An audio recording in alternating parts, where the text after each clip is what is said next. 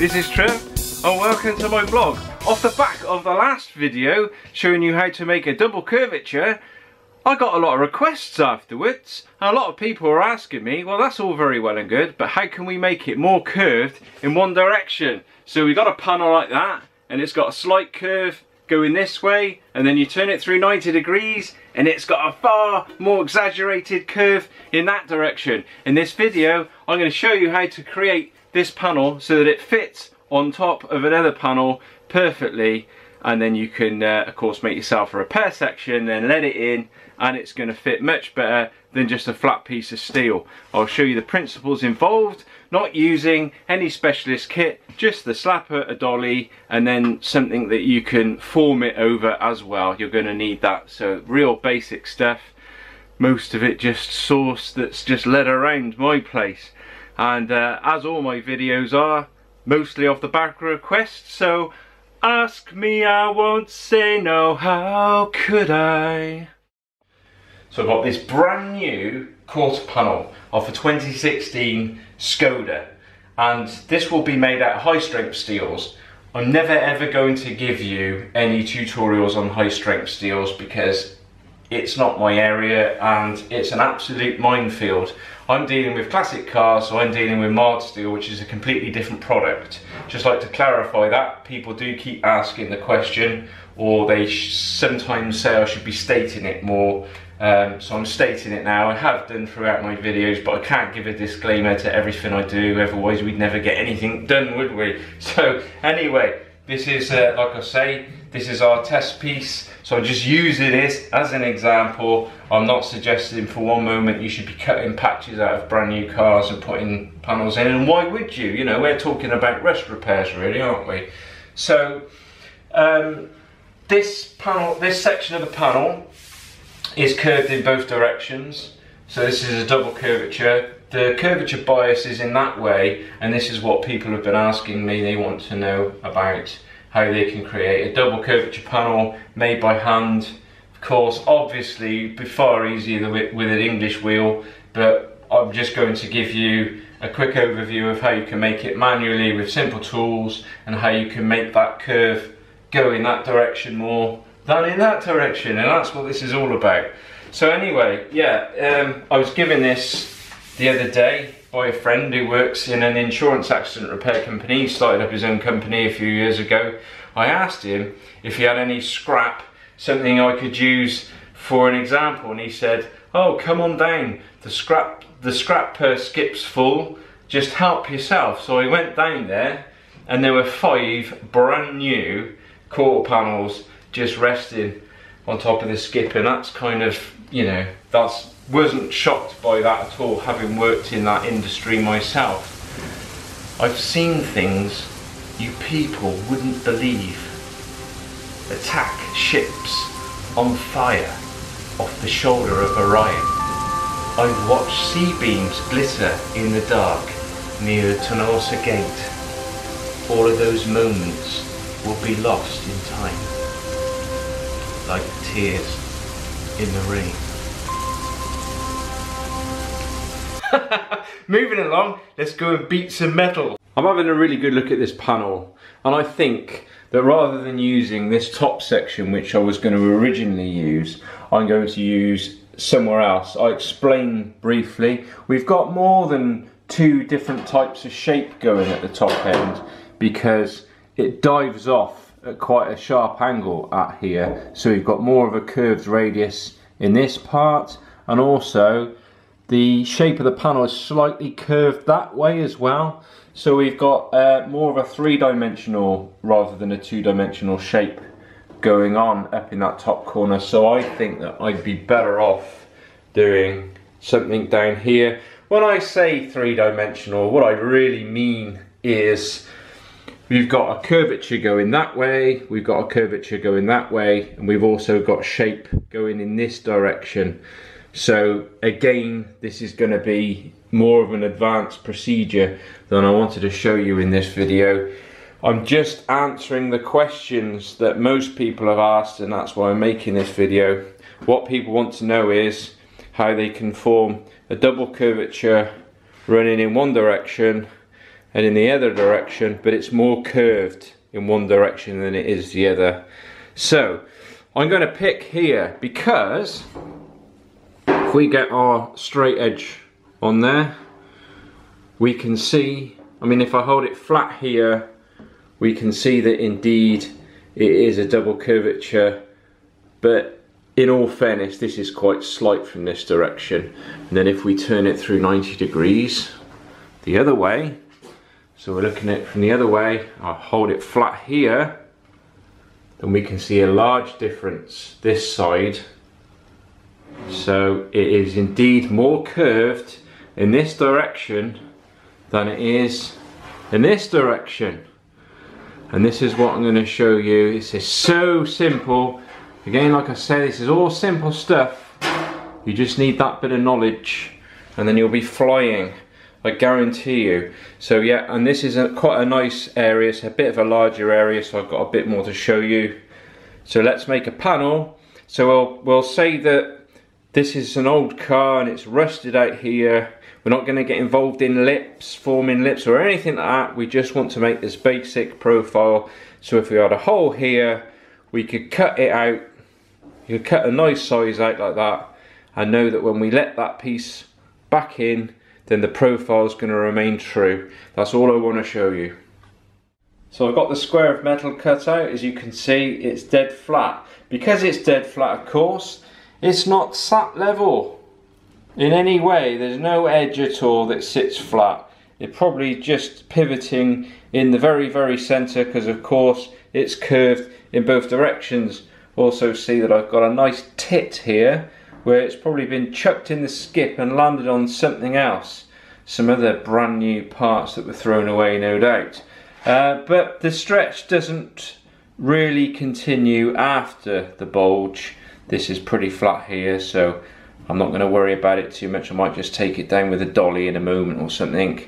Hey, maybe I could even do a little heat shrinking video at some stage on how I took that bulge out of the center of there and metal finished it. Maybe that one could be for another day. So following off the back of the last video, really, if you haven't watched the last video, I explained all about this in the last one, and just to cut down on the time element, I'm not going to go through it again. So I've got my steel, so what I'm going to do is I'm going to put an even curvature across the whole of this panel. I'm not going to try and make it a different shape in one way or another in any way. I'm just going to literally create curvature both ways and as evenly as I possibly can. This is what's called putting memory into a panel, some people call it. It's just that first stage initial shape that you want to put in, and then you can build more shapes into it afterwards. I always do this with anything I make. I always give it a bit of shape first, which is the first thing you need to do, is just give it the basic shape. You know, if it's got a gentle curve in the panel, then you put a gentle curve in the panel first, then you sort of run in your lips and your shapes and contours afterwards, but always give it this first initial shaping. So let's get to it.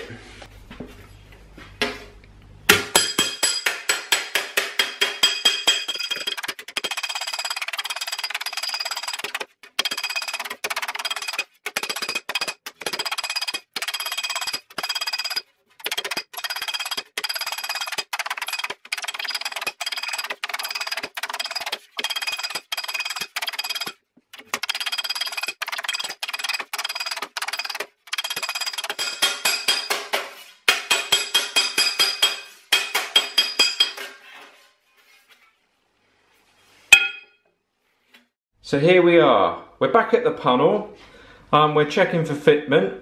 We could call this a buck actually. So yeah, bucks, they come in different forms, wire bucks, wooden bucks, or fiberglass bucks, or the original car is still a buck, because a buck is nothing more than something that you offer your panel up that you're trying to make to check for fitment. And it's no more complicated than that really. There's lots of different things talked about, because you can also have formers and that are bucks as well, but often when we're just referring to books, we just mean something that you use to check the pattern. And that's exactly what we're doing here.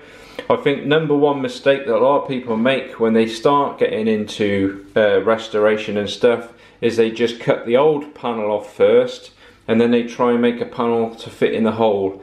Top tip, never do that.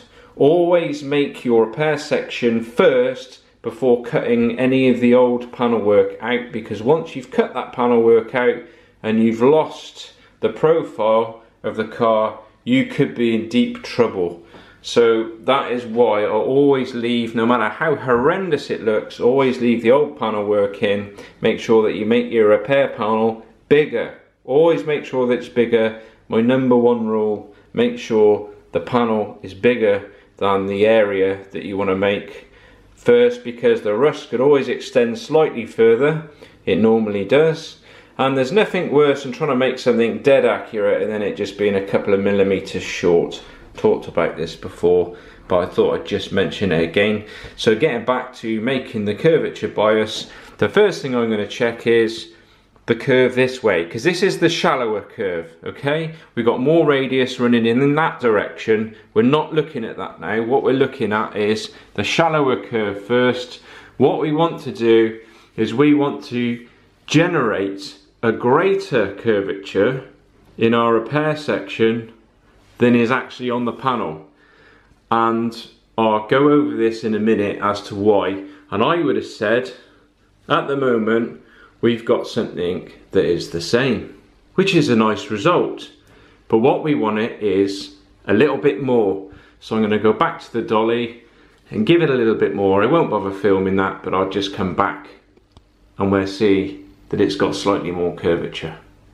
So after repeating the procedure again, like I said, I didn't want to film it because it's going to get boring. Yeah, we got more curvature still in this direction, but we're not paying any attention to that. We're just getting it evenly curved. And what we're going to do now is I'm going to show you that the curvature is greater now. And the easiest way of doing that is just to hold the corners down. So if you hold both corners down, there and there, I mean you could just tape these down or just push them down with your finger lightly. You need to see a slight gap in the middle, and we've got a slight gap now. We're held down at the edges and we've got a bit of a gap in the center. Okay, that means now that we've put too much curvature in the panel. We've overdone it, but we've overdone it on purpose. Because when we manipulate the panel now back in the other direction, we will absorb some of this radius out, and that's why we've overdone it. So I mean, this isn't exactly scientific, guys. This is more touchy-feely than measuring incrementally or anything like that. This is just purely experience. You'll sort of pick this sort of kind of thing up, and you can massage and manipulate it and adjust it afterwards if it's wrong. So what we need to do now is we need to curve the panel in the other direction. We're going to change processes. This is ridiculously straightforward. I almost feel like this video is a bit of a con because it's so ridiculously archaic, really. So let's go to the next stage. So all that we need is a tube. And the biggest tube that I can find is this propane bottle. I've also got a piece of scaffold tube here. Now if I'd have used this scaffold tube, of course, all we'd end up doing is putting a massive ridge in the panel. So look at the radius of the panel that you want to replicate, and always pick a tube that's got a slightly smaller diameter than what you're trying to replicate, because you will have a little bit of spring back, of course, and so it needs to be slightly smaller. All that you do is simply put the metalwork on the tube, apply the pressure you want to, and just roll it from side to side. And that's all that you have to do. You're just manipulating it so that you're putting the curvature bias in that direction. I've used this hundreds of times. It looks too simple, doesn't it? I made a beautiful panel utilising the stovepipe of my heater in the garage to make the engine cover for my van, and that turned out absolutely perfect. So let's go and see if this now fits the panel. Okay, so a little bit of to and fro in to the old gas bottle. About 2 or 3 attempts to get it as perfect as I can get it without going completely mad. And I'm very happy with the way it's turned out. It's not jumping up in the centre or on the corner anywhere. And there's a nice bit of shape in that panel, and it's very accurate now. If you couldn't get it quite as good as this, please don't beat yourself up, guys. I mean, if you just press down slightly, if you rest the weight of your hand on it and it pushes it down, then I really wouldn't give yourself a hard time over that, because you're going to get heat distortion anyway when you weld it in, and you can dress it up a little bit more. Well, you're removing that heat distortion, can't you? But the objective is that that panel fits pretty good now to the shape of the old panel. So as I said, the processes I went through, giving it a curvature, even curvature all the way around, and I overdid the shallow one. So the shallowest curvature, I slightly over curved it, because of course when I then put the second curve in that way, the harsher curve, it removes some of that and brings it back down again, which is exactly what's happened here, and it's done it perfectly. Once you get used to doing these processes, of course, you know your result before you've even started, and that's the place you want to get to, rather than kind of wandering around in the dark. You kind of know how it's going to behave, and this has worked out very well. Very happy with it. And just to show you how much shape there really is in this panel, let's just flip it up the other way. It's a bit rusty on the underside, but you can certainly see how much shape there is now in that panel. Just look how far that's coming out at the corners now.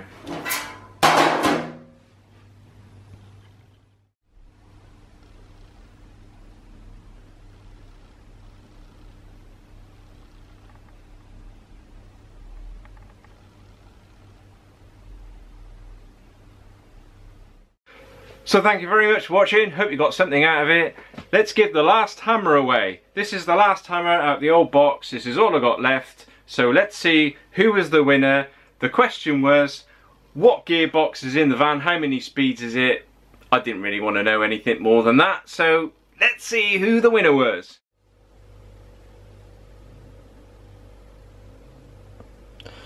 Saxon Warlord 1000 AD, 5-speed gearbox, I think. Well, you think right, my friend. So Saxon Warlord 1000 AD, you are the winner, my friend. Trev's left his glasses on again. Trev's cool James Dean style glasses. So yeah, that's me. I'm sorry I can't give any more away as prizes until I've processed the new hammers. I have received a new batch of new hammers, so please don't stress. They all sold out, those hammers, in just over a day, which is absolutely incredible. I thought it would be a couple of weeks or something, but no, the lot just shot off the runway, and I need a little bit of time to be able to process the next lot that I will put up for sale. Please don't stress, I can always get these hammers or something similar, and I will continue to do this. I don't want to take pre-orders and stuff. Quite a few people have asked me about that. The thing is, I'm not going to catch up. I'm never going to catch up with myself. I prefer to get them processed, get them done. I'll attach them on one of the next videos I do, whatever that'll be, and then you can buy one then if you still really want one. I don't know what I'm going to be doing next. I've got so many things going on at the moment. I've also got this tool as well that I ordered, and it rolled up smashed to bits, and so the supplier has said that they'll send me out another one. I've returned it for a replacement. So thanks very much for all those people that helped me buy that. Thanks for your donations, massively appreciated. Not sure what the next video will be, like I say. I'm off, bye for now.